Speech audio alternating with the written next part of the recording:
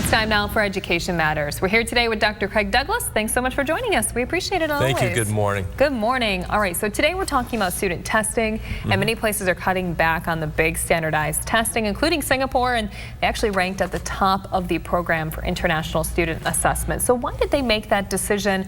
What can we learn from it?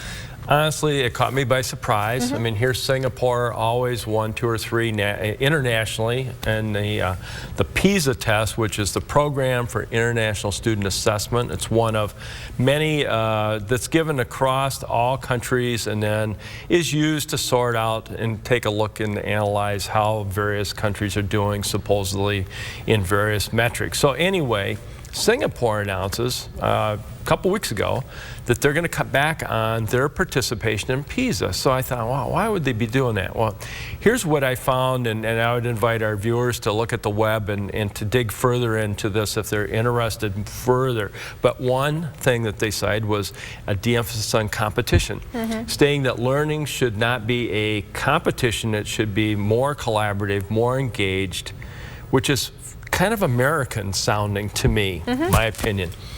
Second, they said it should be more of an emphasis on global issues, and that understanding global concepts perhaps exceeds understanding particular concepts that are on this PISA exam. And I'll confess I haven't taken the PISA, but I imagine it's full of probably content knowledge, you know, understanding kinds of things, facts and things like that.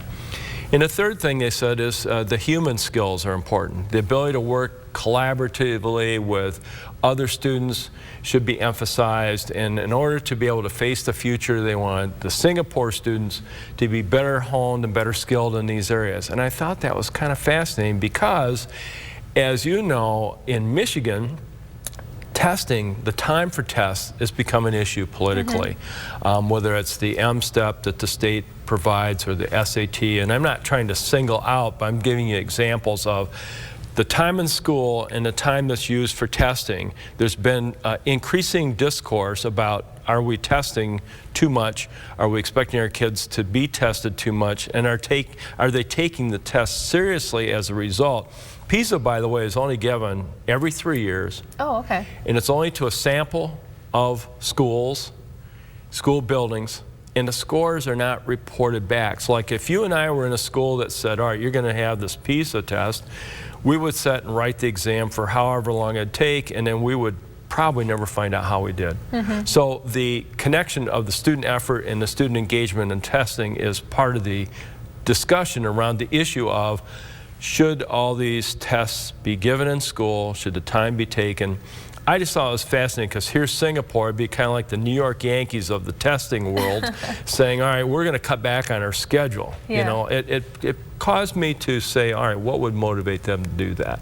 Interesting take on things. Yeah. Very interesting and a lot to think about there with testing and the kids. You wonder where in the future all this is going to go, don't you? I guess we'll just have to wait and see. Yep. Well, thank you so much for being here with us today, Dr. Douglas. Always appreciate it. For more information on today's topic, check out the TV5 Hot Links page.